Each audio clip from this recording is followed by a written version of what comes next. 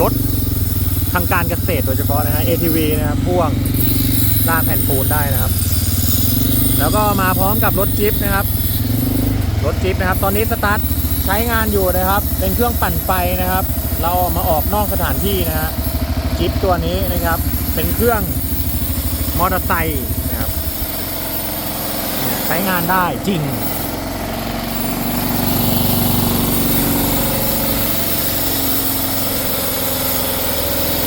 สตาร์ทปั่นไฟอยู่นะครับเพื่อใช้กับตัว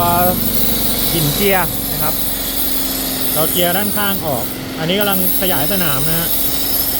นี่เดี๋ยวบรรทุกเข้าไปข้างใน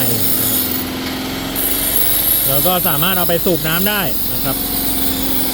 โอเค Bangkok ATV ครับใช่ไหมครับเราอยู่ที่ไหนครับ Bangkok ATV ใช่ไหมครับ